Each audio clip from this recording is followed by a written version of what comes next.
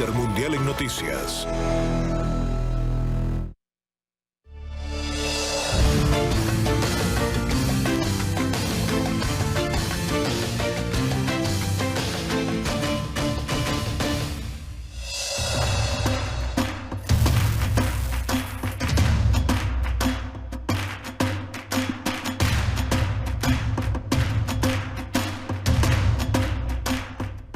¿Qué tal? ¿Cómo están? Muy buenas noches. Un placer saludarles. Soy Fernando del Rincón. Bienvenido a Conclusiones.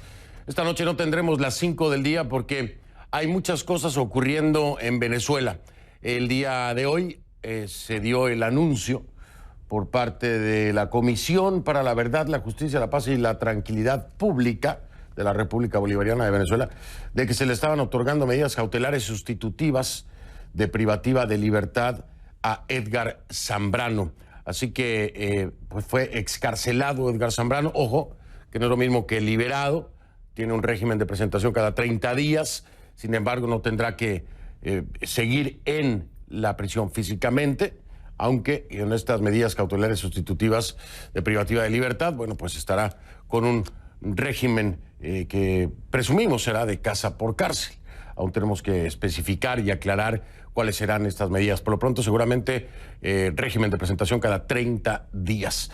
Por otra parte, esto dicen el propio régimen de Nicolás Maduro, que es el resultado del acuerdo logrado, de la mesa de diálogo que se establece con un grupo minoritario de la oposición. Pero al tiempo, Edgar Zambrano, en sus primeras declaraciones, dice que no tiene nada que agradecer ni a sus secuestradores ni a una pseudo oposición. Vamos a estar hablando precisamente con uno de los integrantes de esta minoría opositora que decidió sentarse a establecer una mesa de diálogo con el régimen de Nicolás Maduro y bueno, uno de ellos precisamente que recibió ayer por la noche en su excarcelación a Edgar Zambrano. También vamos a estar hablando con María Corina Machado acerca de todo esto en el panorama nacional y en el panorama internacional.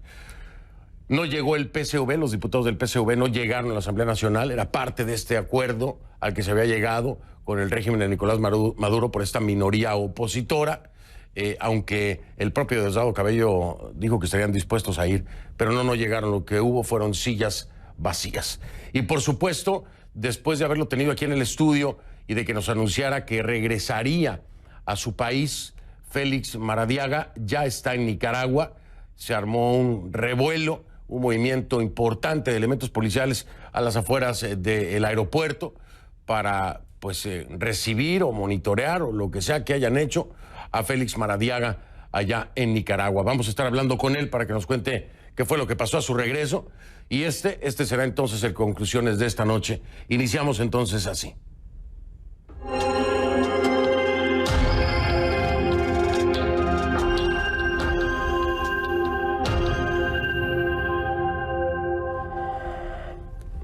Les pido que a partir de este momento me acompañen utilizando la etiqueta numeral Conclu VZLA Enredo 2. Conclu VZLA Enredo 2. Esa es la etiqueta que vamos a estar utilizando para el tema de Venezuela. Sus comentarios con esta etiqueta Conclu VZLA Enredo 2. A mi cuenta en Twitter, @soyfdelrincón, @soyfdelrincón.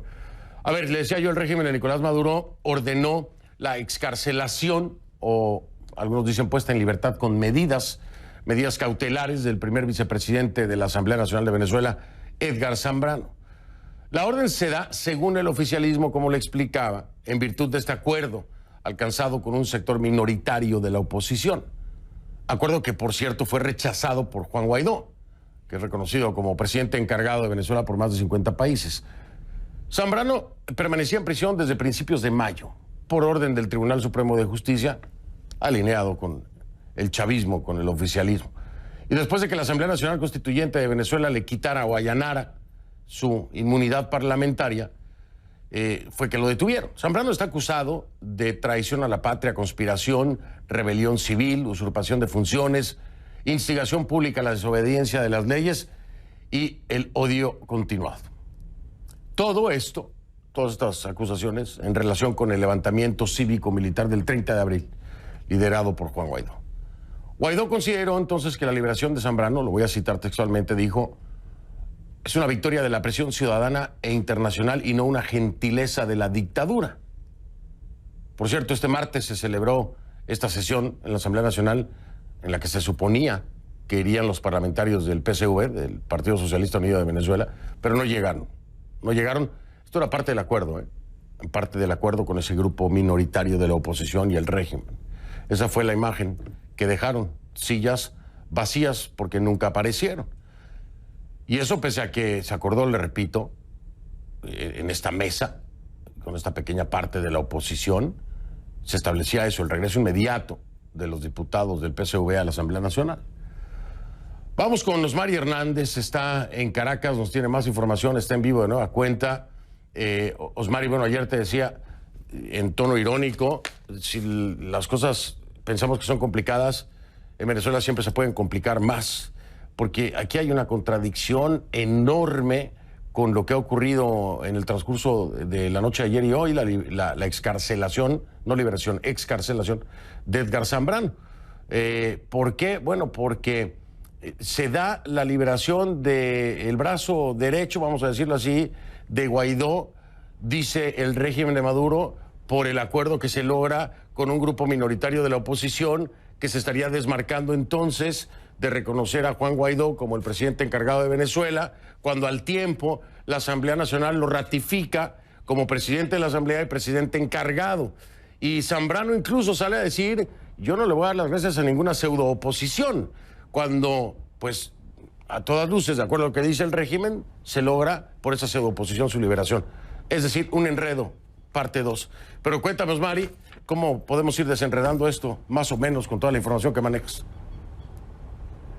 Fernando, muy buenas noches. Así es, sí, justamente Edgar Zambrano, por una parte, decía lo que tú bien describes, que no le va a dar gracias a sus secuestradores, pero también avalaba todo mecanismo de diálogo como parte de lo que es la política, decía, y que aseguraba que no hay que dejar que los radicales impidan que se llegue a acuerdos que pueden resultar beneficiosos para el país.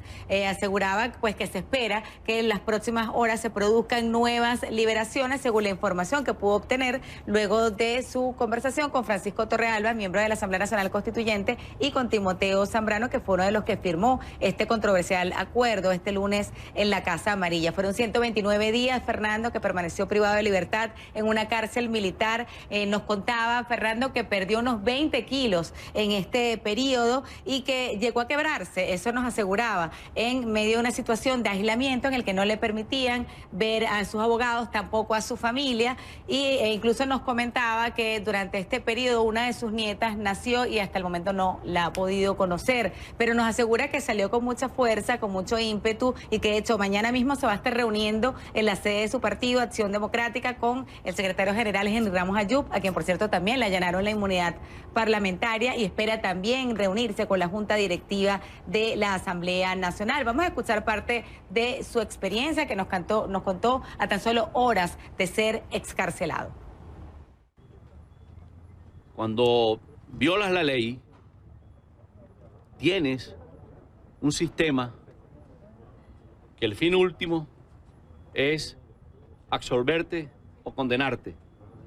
Y allí tienes el debido proceso y el legítimo derecho a la defensa. El prisionero político es tratado de manera ruda. El prisionero político es vejado. El prisionero político sufre en la cárcel. Sufre. Y es parte de las cosas por las que tenemos que luchar. Una democracia, repito, no puede tener prisioneros políticos. Una democracia debe tener libertades. Una democracia debe tener instituciones al servicio del ciudadano, no contra el ciudadano. Lo más duro, aseguraba Fernando, estar separado de su familia, una situación que lo llevó incluso a sostener una huelga de hambre por unos 11 días para exigirle a sus a los carceleros que le permitieran comunicación con sus parientes. Pero además, Fernando, como lo referías, se desarrolló una sesión de la Asamblea Nacional que tuvo un acuerdo, que concluyó con un acuerdo pues muy importante, que contempla que la actual Asamblea Nacional se mantenga en vigencia, así como la encargaduría de la presidencia en poder de Juan Guaidó, hasta tanto cese la usurpación. ¿Cuándo será eso? No lo sabemos. Justamente Guaidó le contestó a el ministro de la Defensa, Vladimir Padrino López, quien respaldó la iniciativa de diálogo con partidos minoritarios de la oposición que fue anunciada este lunes desde la Casa Amarilla. Vamos a escuchar lo que dijo. Que a el Padrino no le avisaron, que estaba declarando que no vino ni siquiera lo que habían prometido y no cumplieron con nada. Que a Maduro lo dejaron en ridículo, escuchen bien. Y me refiero a Maduro porque es evidente que ya Maduro no manda. Creo que es evidente que se quedó sin ningún tipo de poder. Ayer manda a sus representantes a firmar un supuesto acuerdo con gente y ni siquiera cumplen. ¿Quién lo saboteó? Cabello. Esa es la información que tenemos. Zambrano aseguró que será el próximo martes cuando se reincorpore los diputados del Partido Socialista Unido de Venezuela a la Asamblea Nacional, así que esas sillas que hace minutos mostrabas vacías se espera que estén ocupadas para el próximo martes, una información que también le confirmó una fuente del partido de gobierno directamente a CNN. El propio Zambrano también se va a reincorporar a esa sesión del próximo martes, Fernando. Pues vamos a ver reincorporaciones muy importantes y movimientos que estoy casi seguro, de nueva cuenta, el régimen lo va a atribuir a este acuerdo que se llega con un sector minoritario de la oposición, que podría ser, como decía Sosmari en las próximas horas, liberación de políticos presos y lo que siga avanzando, ¿no? Osmari, te mando un fuerte abrazo. Seguimos tratando de desenredar todos los días, a ver si lo logramos. Un abrazo, Fernando, para ti también. Igualmente era Osmari Hernández en vivo desde Caracas. Vamos a hablar con mi primer invitado de esta noche, uno de los protagonistas.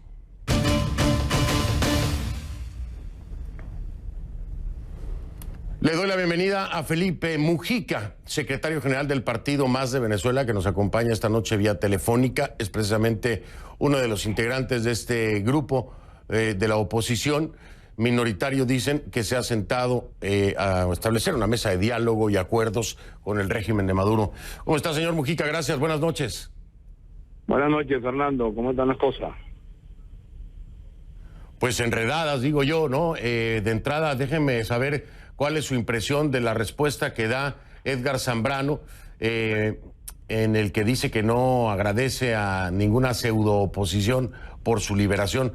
¿Cómo lo toman ustedes? Porque desde el régimen de Nicolás Maduro dicen que, bueno, esto se da por esta mesa de diálogo que se estableció y los acuerdos que ustedes tuvieron con ellos. Sin embargo, Zambrano les da esta respuesta. ¿Qué me dice usted a eso? Bueno, yo estuve allí en Fuerte Tiuna acompañando a Zambrano y a sus familiares y a otro grupo de dirigentes políticos que fuimos expresamente para allá para concretar la puesta en libertad de Zambrano. Yo no le escuché esa declaración. Aquí incluso en Venezuela, como suelen ser todas las cosas que tú mismo refieres allí en medio de enredo, ya la declaración está desmentida. Él ha dado otro conjunto de declaraciones donde ha saludado los esfuerzos políticos que se hayan dado, vengan de donde vengan, donde ha saludado la necesidad del diálogo, donde ha saludado la necesidad de la negociación. Es decir, una declaración totalmente contraria a la que esa que usted está señalando. Bueno, si es verdad o es mentira, por lo menos mientras estuvimos en Fuerte Tiuna no dijo nada de eso, sino que lo que dio fueron, bueno, éramos un grupo de amigos allí que conocemos a Zambrano hace mucho tiempo, de distintos partidos políticos. Estaba Timoteo, estaba Claudio, estaba yo, estaba otro grupo de gente muy amiga de él desde hace bastantes años. Y bueno, fue un encuentro solidario, cordial. Él se fue con su esposa, que también es una vieja amiga de todos nosotros, y simplemente lo que registramos fue que se trataba de un hecho positivo, que un preso político estuviese en libertad. Después, por supuesto, viene todo ese debate, si fue por tal o cual cosa, si fue por las presiones, si fue por las negociaciones. Eso en Venezuela estamos acostumbrados a que ocurra. Nosotros a ese tipo de circunstancias simplemente las observamos como parte de aquella vieja cosa que se le atribuye al generalísimo Francisco de Miranda cuando, hablando sobre este país, decía bochinche, bochinche. Sí. Bueno, en Venezuela las cosas son de esa manera.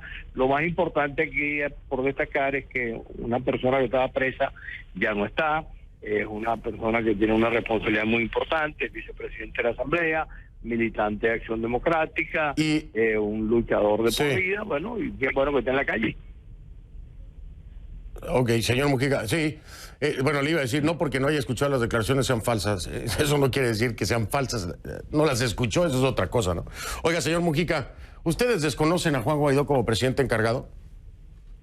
Bueno, nosotros de toda la vida, desde que empezó en enero la posibilidad de que Guaidó fuese declarado presidente encargado, dijimos que eso iba a ser un error gravísimo, porque iba a establecer unas responsabilidades sobre las cuales después Guaidó no iba a poder garantizar nada de las cosas que ellos indicaran, más allá del respaldo que le dieran otros países que se lo puedan haber dado en cualquier condición. Lamentablemente los hechos que han venido pasando nos han venido dando la razón, porque Guaidó lo que hace es darle continuidad a una circunstancia que ya otras veces, creo que en una entrevista hace aproximadamente un año conversamos, en donde yo te señalaba que quienes habían tenido la Asamblea habían comenzado primero por decir que iban a salir de Maduro en 6 meses, no pasó nada. Después dijeron que Maduro había abandonado el cargo, el segundo presidente que estuvo allí, tampoco pasó nada. Después el tercero no dijo absolutamente nada, y Guaidó ahora se encarga diciendo que hay una usurpación. De la usurpación de Guaidó, que fue en enero, estamos ya en el mes 9, y las cosas que Guaidó señaló que iban a pasar, hasta ahora en Venezuela no han pasado. Seguramente si se hubiese tenido otro tipo de conducta, otro tipo de tratamiento del problema, las circunstancias serían distintas. Lo cierto del caso es que en este momento toda la oferta política que se ha hecho no se ha cumplido. En el caso del MAS en particular, nosotros nunca hemos reconocido a Guaidó como presidente encargado, siempre hemos dicho que él es el presidente de la Asamblea, es un cargo que él ha tenido la posibilidad de ejercer, le hemos dicho incluso que él tiene una responsabilidad principal, que era llamar a todos los sectores democráticos para tratar de unificar una estrategia común, el poder tener una dirección política compartida. Bueno, y Guaidó no le ha hecho caso a nada de eso, y simplemente lo que conocemos, bueno, es las declaraciones. La última declaración, que nadie sabe en dónde se originó, fue que él terminó igual que el gobierno, porque ambos se parecen en su conducta, con lo del diálogo que había embargado, y esto que se llama circunstancia de grupo minoritario. Sí. Resulta que simplemente es un grupo de partidos políticos que ante el abandono del diálogo dijimos, bueno, el país no lo vamos a dar en el aire, porque ¿cuál es la alternativa frente a esto? Oiga. ¿Vamos a esperar que invadan? ¿Sí? Oiga, perdón, tengo que marcar una pausa y regreso. No, tengo que marcar una pausa, señor Mujica, y regreso con usted también para preguntarle. Bueno, me está hablando de todo lo que para ustedes no se cumplió por parte del planteamiento de Juan Guaidó. Y yo le quiero preguntar a usted, ¿cuántos intentos de diálogo han existido en los últimos, le voy a decir, 20 años? ¿Cuántos intentos de diálogo y que no se ha logrado absolutamente nada? ¿Por qué ustedes creen que va a ser diferente? ¿Por qué ustedes sí tendrán, no por la liberación de Zambrano, no me va a decir eso, por favor, o porque van a regresar los diputados del PSV? ¿Por qué este diálogo es diferente a todos los demás que han fracasado y que no han dado nada más que tiempo al régimen? Dígame cuál es su planteamiento y cuál es su certeza, o por qué intentar otro diálogo. Le digo porque hay quienes dicen que son los colaboracionistas ustedes, ¿no? Que nada más están ahí para hacerle el juego al régimen. Le doy tiempo para que me responda todo esto y, como lo señalan, después de la pausa. Estoy con Felipe Mujica, secretario general del partido MAS de Venezuela. Esto después de la pausa. Aquí es como preguntarse, bueno, aquí hay, ¿qué? ¿Fichas de canje? Digo, además del enredo que hay en Venezuela, ¿no? Y más adelante en este Conclusiones también estará conmigo María Corina Machado, con la que estaremos hablando de toda la situación venezolana. Por supuesto, también hablaremos de Nicaragua. Maradiaga, asumiendo el riesgo, es que ya regresó a Nicaragua el líder opositor para encarar al régimen de Daniel Ortega. ¿Qué fue lo que pasó ayer en el aeropuerto? Hablamos con él.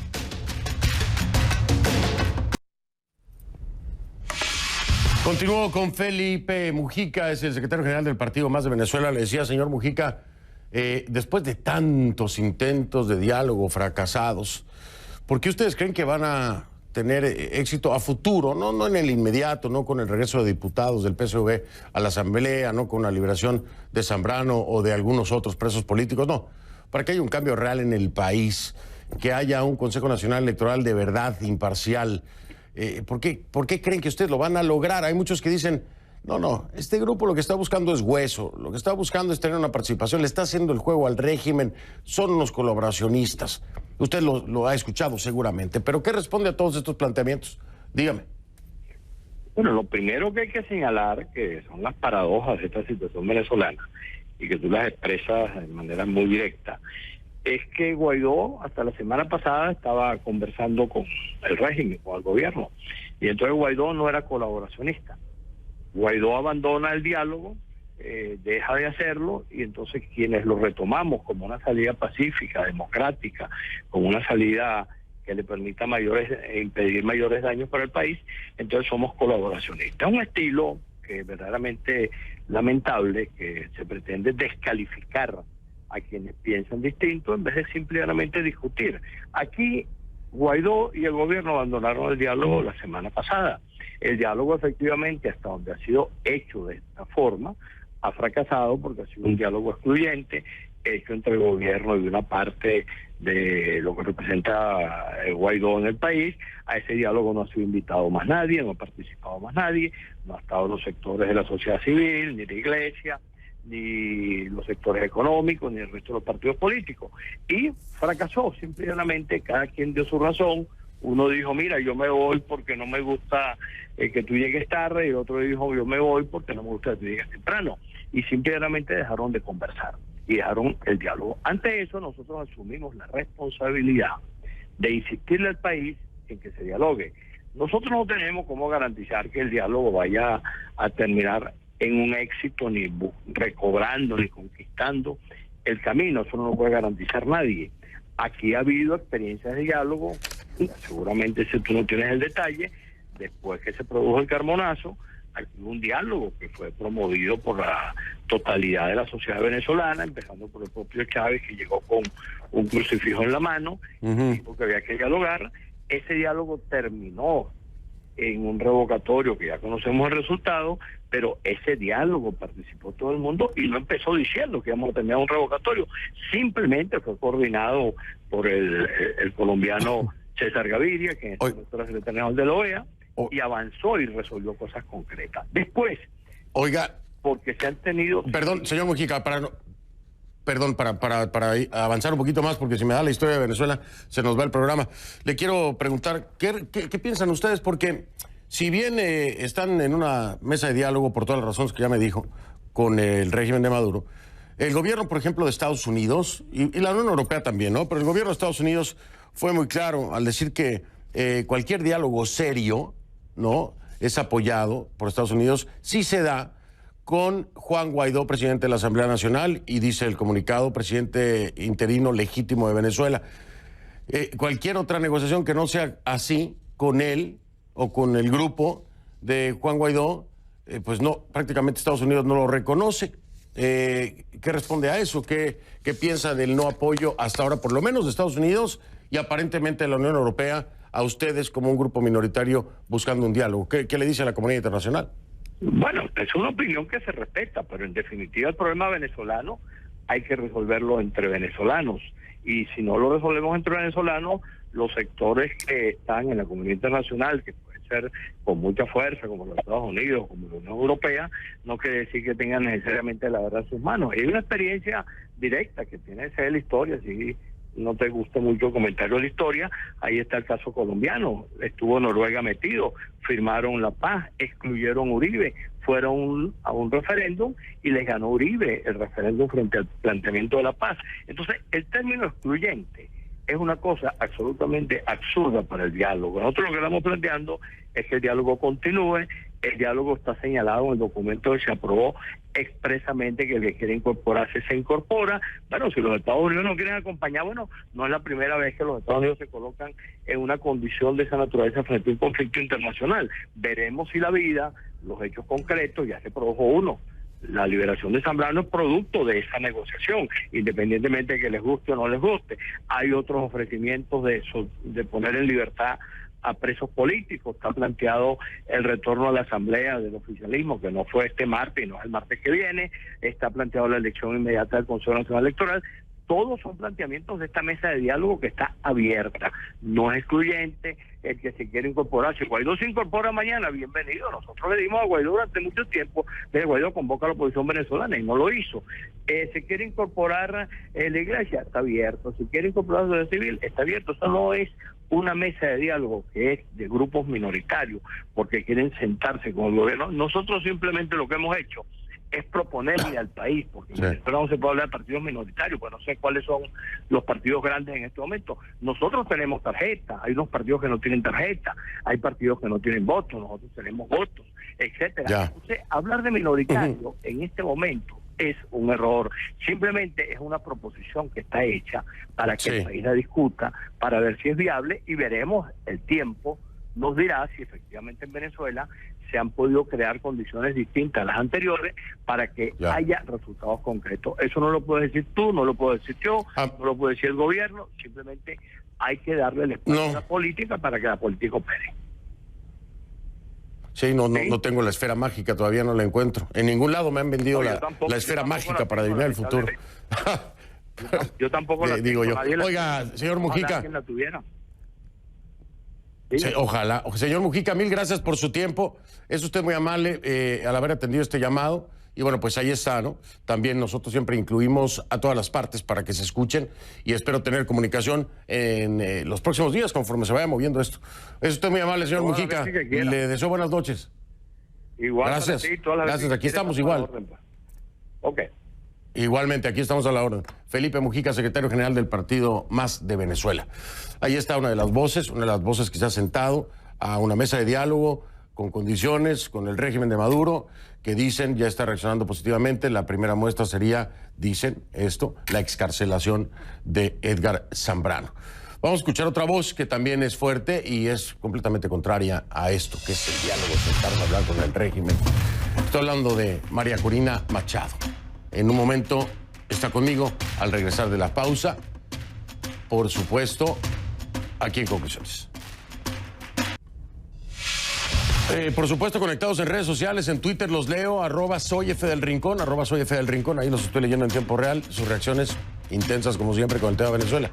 F del Rincón en Instagram, ahí nos vemos, en Instagram, F del Rincón. Ya vengo con María Corina Machado.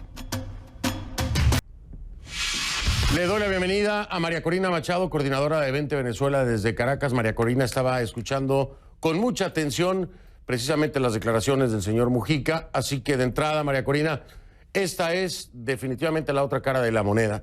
¿Qué opinas del planteamiento y las justificaciones que da Mujica para este movimiento y sentarse a un diálogo, finalmente, con el régimen de Maduro? Buenas noches, María Corina, bienvenida. Buenas noches, Fernando. Bueno, lo primero es que yo le pido a Dios que las madres de las niñas que están siendo secuestradas, involucradas en redes de tráfico de drogas y prostitución en el oriente de Venezuela no estén escuchando esto, y las maestras que salieron ayer a protestar porque ganan $2 al mes, con una deserción escolar del 78%, que es lo que está planteado hoy en Venezuela, no escuchen esto, y las esposas de los venezolanos que están siendo masacrados en las minas de Bolívar, y los venezolanos que hoy, mientras tú y yo estamos hablando, están cruzando la frontera, más de 6.000 al día, dejando el país despavoridos. No escuchen esto. En esencia, tú lo planteaste. ¿Qué ha pasado en estos últimos años? Yo te lo digo, 17 años de diálogo, 9 diálogos, este es el 10º, que todos tienen el mismo propósito. Para Maduro es apaciguar un país, parar todas las acciones efectivas de la comunidad internacional para ganar tiempo y avanzar en la instalación de un Estado criminal que no solo está destruyendo Venezuela, sino que tiene a Colombia en la mira y que hoy representa un conglomerado criminal que ha mezclado desde carteles de la droga, guerrilla de la FARC y el ELN, redes de contrabando de oro, minerales, armas y personas, y desde luego grupos terroristas islámicos del Hamas y del Hezbollah operando en territorio venezolano. Tú me dirás si esto es o no una amenaza para la estabilidad de la región, para la seguridad nacional de los Estados Unidos, y si es un problema que, como decía tu anterior invitado, se resuelve solamente entre venezolanos. Venezuela está ocupada y hoy es el momento en que hay que actuar. Las naciones de Occidente tienen que entender que cada día que pasa, el costo de liberar a Venezuela es mucho mayor y el peligro es real e inminente para todo este hemisferio. Y en ese punto, Estados Unidos es muy claro en el comunicado donde hablan precisamente de que solamente habrá negociaciones serias cuando se trate precisamente del grupo de Juan Guaidó, pero al final recuerda que se ha invocado la reactivación del TIAR, ¿no? María Corina, ¿esta es la salida? ¿El TIAR te parece que es el que va a dar la pauta para una intervención militar? Bueno, en primer lugar, no basta con que esté representado Juan Guaidó en un supuesto diálogo, porque todos estos eventos previos, insisto, 10 sesiones de diálogo han tenido los mismos actores. Cuba, siempre Cuba, Zapatero y el señor Timoteo. Así que, por favor, entendamos que este régimen no va a ceder el poder si no se construye una amenaza real, una amenaza inminente y severa, soportada por una fuerza superior a la fuerza que aplican las mafias criminales sobre estos actores y a sus cómplices, que es una complicidad criminal. Lo que ellos están planteando hoy es el régimen sentado con el régimen. Ahí no está representado más del 90% del país. Efectivamente, la activación del TIAR es una señal importante porque le dice al régimen y a sus cómplices internacionales que esto es en serio, que no es bluff, aguaje, como le dicen los cubanos, de que aquí no va a pasar nada, de que pueden destruir Venezuela, instalar bases rusas, importar comida podrida con sobreprecio de México con dinero efectivo camuflado, como acaba de denunciar el ABC desde México, de los carteles mexicanos a Venezuela, y que no va a pasar nada. Sí, sí va a pasar. Lo ha dicho el presidente Duque, el presidente Bolsonaro, y desde luego la administración del presidente. Perdón, además te voy a interrumpir para decir que esa investigación, ese reporte del ABC, no es algo que CNN, esta cadena o un servidor pueda confirmar de manera independiente, pero en efecto, lo decía María Corina Machado, hay un informe donde dicen que supuestamente se traficaba dinero en efectivo al mismo tiempo que se enviaban los cargamentos de CLAP a Venezuela con una parada técnica. Pero, a ver, María Corina, aquí la pregunta del millón es la siguiente. En este movimiento se está viendo claramente que, yo no sé si unos estén jugando o no, pero se sientan este grupo de minoritario de oposición y entonces el régimen excarcela a Zambrano, regresarán al Parlamento los diputados del PSV, habrá posiblemente y supuestamente, según dice Mujica, más liberación de políticos que se encuentran presos. Es decir, ¿a qué me refiero? Se acciona así, el régimen empieza a cumplir entonces lo que se acordó y entonces dicen, ven, estamos abiertos al diálogo. Y la comunidad internacional, que ya de por sí está necia en que no haya una intervención militar y todo sea a través del diálogo, ¿qué va a decir y qué va a hacer? Porque allí el régimen les va a decir, miren, ya ven cómo sí estamos hablando, porque con esto sí se puede hablar. Entonces, ¿qué va a hacer ahora la comunidad internacional? ¿Qué va a decir ahora la comunidad internacional?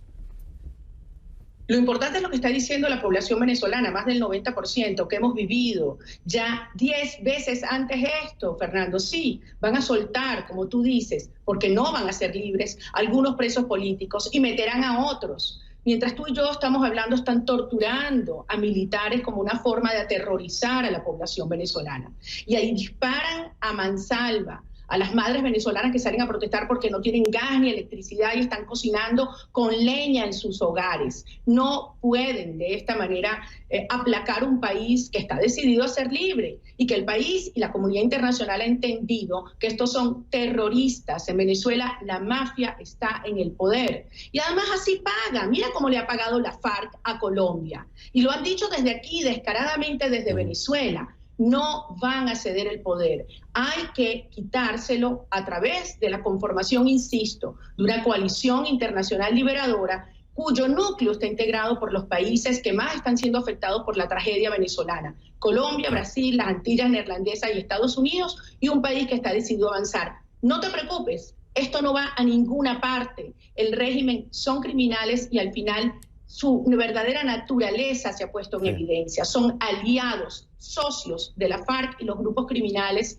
y la única manera es avanzar por rutas que efectivamente ataquen las tres pilares, y con esto concluyo, que representan las bases del poder de Maduro hoy: su sistema de represión, su sistema de propaganda y su sistema de financiamiento criminal. Hay que socavarlos para llegar a ese punto donde finalmente entiendan que su única opción es aceptar los términos para su salida. No hay otra opción, y los venezolanos no aceptaremos ninguna opción distinta a la que nos comprometimos a principio de este año, que es avanzar al cese de la usurpación, la transición para entonces elecciones libres con Juan Guaidó como presidente encargado, que es a quien reconocemos los venezolanos. Pues ahí está el planteamiento de María Corina Machado. Habrá que hacer mucho trabajo para convencer a esos países de que es necesaria una intervención militar, porque hay algunos de esos países que no la quieren y que no la avalan y que se han negado rotundamente. Hay otros que bueno, tienen ahí la posibilidad en la mesa. María Corina Machado, muchas gracias. Sé que mañana te levantas muy, muy temprano y te agradezco el que te hayas desvelado un poquito con nosotros. Muy amable, María Corina. Gracias a ti, Fernando. Un abrazo. Un abrazo, María Corina Machado, coordinadora nacional de 20 Venezuela. Cambiamos de Venezuela, nos vamos a Nicaragua. ¿Por qué? Porque Maradiaga regresó. Sí, el líder opositor nicaragüense regresó a su país para encarar al régimen de Ortega. ¿Qué pasó en el aeropuerto? Se formó un revolú. ¿Pero por qué? Se lo preguntamos.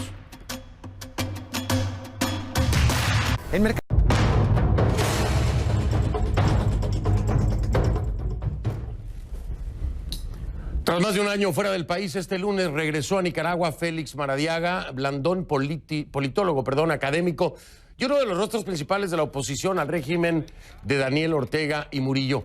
Maradiaga, quien encabezó las protestas antigubernamentales en Nicaragua entre abril y junio de 2018, abandonó el país a mediados de ese mismo año, luego que la Fiscalía emitiera una orden de captura en su contra. En ese momento, la justicia orteguista lo acusó de dirigir una supuesta red terrorista con la intención de generar un golpe de Estado en contra de su gobierno. Una acusación que ha sido desmentida por distintos organismos internacionales, los que tras evaluar la situación interna en el marco de las protestas concluyeron que el Estado era el agente represor. Según la organización Human Rights Watch, más de 300 personas fueron asesinadas en las protestas, la mayoría de ellas a mano de grupos pro gobierno y Policía Nacional. El gobierno, el régimen de Daniel Ortega, no reconoce las cifras. La denuncia contra Maradiaga fue finalmente archivada el pasado mes de julio tras la aprobación de una ley de amnistía aprobada por la Asamblea Nacional. Al momento de su llegada a Managua, al menos una decena de patrullas de la Policía Nacional custodiaba el aeropuerto internacional Augusto Sandino.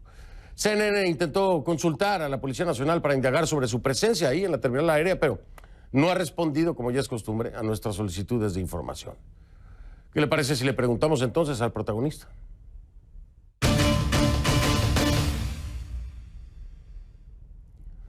Le doy la bienvenida a Félix Maradiaga, director del Instituto de Estudios Estratégicos de Políticas Públicas. Félix, te decía hace un momento, me parece increíble después de haberte tenido aquí en el estudio hace muy poco tiempo, y me lo dijiste aquí, regresaré a Nicaragua. Bueno, ahora estoy hablando contigo y tú estás en Managua. Me da gusto verte y oírte bien, pero ¿cómo estuvieron las cosas ayer en el aeropuerto y por qué tanta policía? ¿Pasó algo fuera de lo común? Cuéntame. Gracias, Fernando.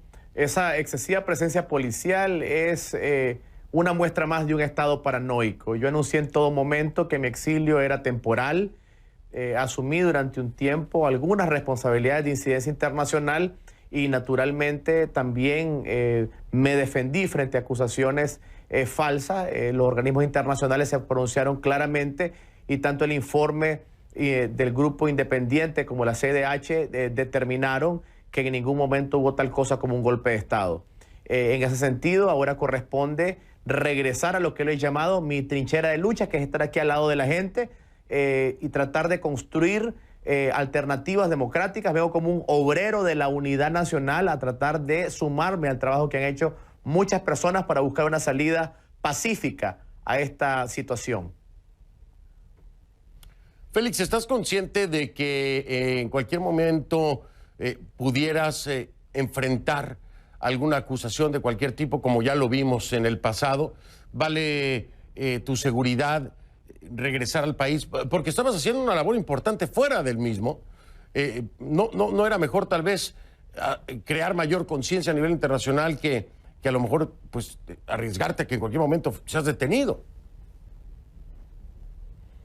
Estoy consciente de los riesgos, pero hay tantas otras personas que han asumido riesgos aún mayores y se necesita acá en Nicaragua muchas otras manos trabajando, como he dicho, en estos esfuerzos de unidad, de organización ciudadana, de construcción de alternativas democráticas. Y ciertamente, si tu pregunta se hubiera dado hace un año, yo habría respondido que era necesaria esa presencia internacional, que continúa siendo necesaria, pero ya hay muchas otras personas que se pueden hacer cargo de ese trabajo. Me corresponde estar al lado de la gente en Nicaragua y no voy a permitir nunca más que una tiranía me saque de mi país. Creo que ningún ciudadano debería ser expulsado de su patria por pensar diferente. ¿Por qué crees que vas a poder llevar a cabo una labor importante de peso hacia el interior del país cuando la misma misión de la OEA le fue impedido el ingreso a Nicaragua? Y además es desconocida por el régimen de Ortega Murillo, es decir, para ellos nunca fue aprobada ni autorizada y de alguna u otra forma están rechazando al sistema interamericano de derechos humanos en su totalidad. Es decir, si se da eso y no pueden entrar estos integrantes de la misión, de la comisión de la OEA, ¿por qué crees que tú podrás hacer algo? No quiero insinuar de que este es el trabajo de una sola persona, este es el trabajo de muchísima gente. Yo me vengo a sumar como un obrero de la unidad, como un ciudadano autoconvocado más a esa labor. Sin embargo, también debo reconocer que la labor de la comunidad internacional es importante, pero las soluciones no van a venir de afuera. Las soluciones no van a venir de la comunidad internacional únicamente. Y para serte absolutamente franco, yo siempre supe que para poder sumarme a las voces que invitan a la desobediencia civil, a la movilización, a la organización ciudadana, tengo que estar desde adentro, porque como ciudadano nicaragüense no le puedo pedir a mis compatriotas que tomen riesgos que yo mismo no estoy dispuesto a asumir. Eso es muy cierto, desde dentro las cosas se ven muy diferentes. Pero ¿cuál es el camino, mi estimado Félix? ¿Cuál es el camino? Aquí hemos visto que el diálogo como tal, en el reflejo de Venezuela, por ejemplo, no funciona y tampoco ha funcionado en Nicaragua. ¿Cuál es el camino entonces? Porque si no vamos a seguir viendo esta puerta giratoria de presos y de liberaciones que no termina nunca, Tú y yo lo hablábamos el otro día aquí. ¿Por dónde caminar? ¿Por dónde caminar con un régimen que no quiere ser supervisado por una OEA, que no quiere sentarse a hablar, que reprime, que asesina? Porque hay asesinatos vinculados a la propia Policía Nacional, más los pro-orteguistas. ¿Por dónde caminar? ¿Cuál es el replanteamiento que este año te ha dado? El primer paso es reconocer que ese camino es angosto y es difícil. No podemos estarle vendiendo falsas ilusiones a la población de que hay una vía fácil, una salida rápida de la dictadura. Todo empieza precisamente por organización ciudadana, por fomento de la unidad. El régimen de Ortega está estratégicamente derrotado, es una minoría política y tenés una inmensa ciudadanía que ya decidió salir de la tiranía, pero que todavía requiere mayor organización, mayores esfuerzos de movilización, y básicamente es a eso a lo que le vamos a dedicar más energía. Este sábado va a ser la primera prueba de fuego a nivel personal, en el sentido de que yo tenía muchos meses fuera. Estamos citando una convocatoria en la capital a partir de las 11 de la mañana. Yo me voy a hacer presente en la zona de la carretera a Masaya y estoy aprovechando este medio para invitar a toda la población nicaragüense a que salga a las calles el día sábado a las 11 de la mañana. Yo voy a estar ahí, al igual que mis colegas de la Unidad Nacional. ¿Esto será con el fin de qué? ¿De protestar, de coordinar, de hablarles? ¿Qué es lo que se pretende hacer este día, este sábado? todo lo anterior. El mensaje que estamos enviando es de que tenemos derechos constitucionales a la movilización pacífica, cívica, no violenta. Es nuestro derecho a la búsqueda de la libertad. Es importante que la ciudadanía se manifieste. Existe en este momento una normalidad artificial impuesta por el régimen, pero uno de los elementos importantes para la salida de toda dictadura es la organización ciudadana, y eso pasa precisamente también por la movilización. Es la fuerza social de los ciudadanos nicaragüenses la que puede demostrar de que esa ruta de la no violencia sí hace sentido, y es lo que nosotros estamos promoviendo. Una última pregunta antes de que se me vaya el tiempo, Félix.